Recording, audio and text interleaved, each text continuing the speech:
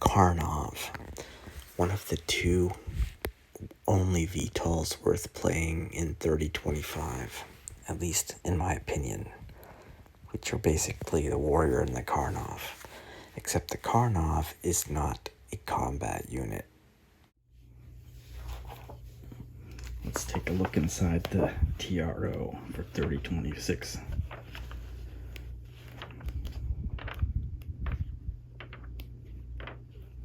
It's the Warrior.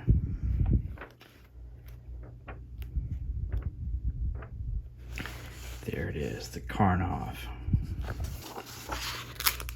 One of the two greatest vehicles, VTOL vehicles in 3025. And here's a picture, a still shot of the flavor text.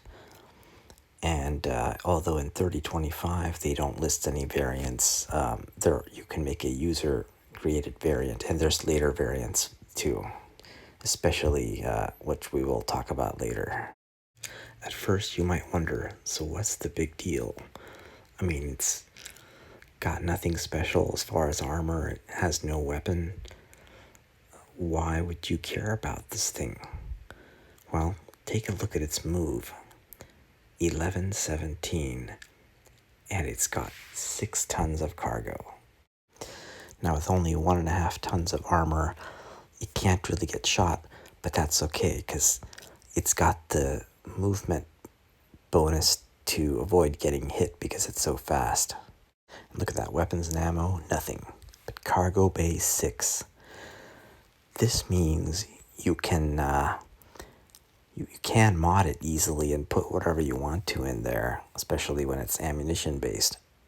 You'll also notice that its ICE engine weighs 15 tons, so basically it's a giant engine with wings. The Karnov's main purpose is to transport up to 2 ground platoons from point A to point B, or possibly 1 jump platoon plus a little extra cargo, maybe an extra squad or something. And this is because a ground foot platoon generally is 3 tons and a jump platoon is 4 tons, even though it has fewer troopers. And the Karnov has 6 tons, which will be important later too, as we'll look at variants. It takes 1 movement point to disembark from a Karnov, but an interesting feature is that if you have a jump platoon, it can actually disembark in midair and land on an enemy mech and attack it in that way if it's got anti-mech training. Or you could just go the boring way and just land on the ground, have some infantry unload, and then just hang around as a spotter for LRMs, or go pick up and move around other infantry. But this is not the most interesting use of a Karnov, even though it is the typical use.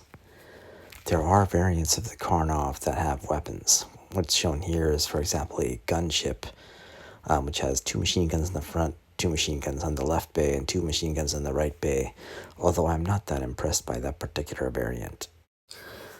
The interesting variant is the AC-20 version. This is basically a Spectre gunship, except Battletech style. The Karnov Spooky, which as I call it, or just the Karnov AC variant, is a lot slower and has more armor, but the gun protruding out the left bay means you fly it around in circles around the target and pop off AC-20 shots. And it's still fast and annoying, but it basically can circle around and get back shots on something. You are paying battle value for the AC-20 and the high speed though. But this is possibly the cheapest way to get a AC-20 on the battlefield. After all, literally, the Karnov is nothing except an engine, some wings, and an AC-20 with ammo. So you do pay battle value, but that it's still possibly the cheapest way to get the AC-20 on the field. Now, I'm going to propose a custom variant that may be very interesting to some people. That is, if you're in the 3060 plus era, then this would be the electronic warfare Karnov, or actually the C3 system Karnov. The C3 Master is very heavy. It's 5 tons and it takes up a lot of space. So typically you would only put it on an assault mech, or you'd sacrifice a smaller mech just to carry it. But vehicles have open construction, you can take advantage. So stick the C3 Master on a Karnov.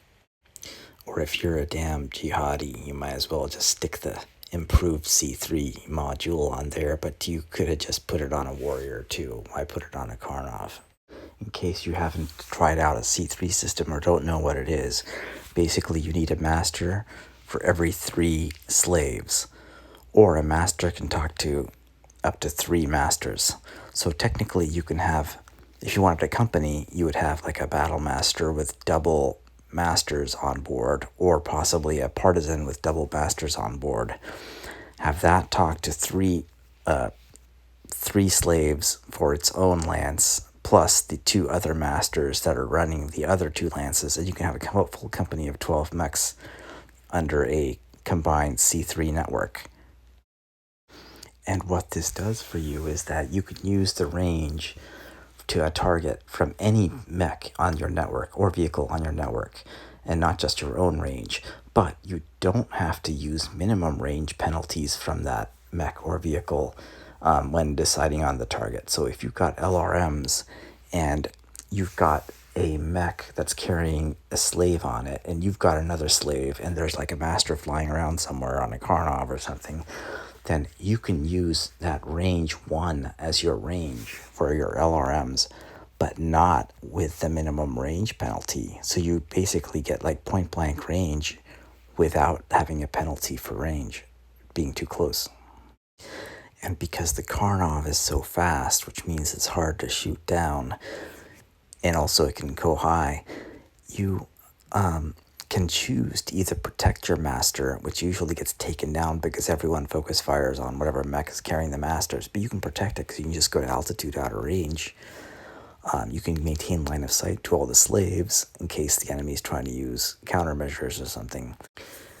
Or you can use your Karnov to run right up next to the enemy, or possibly stay at an altitude that's just right out of range. Like, for example, if the enemy has completely loaded up on medium lasers and heat sinks, like some of our viewers have as their variants, you can just go up to altitude 10 and just stay barely out of range of the medium lasers, but be right next to their mech. So you always are guaranteed to have a range of 10 or close to that to any of your mechs for shooting purposes.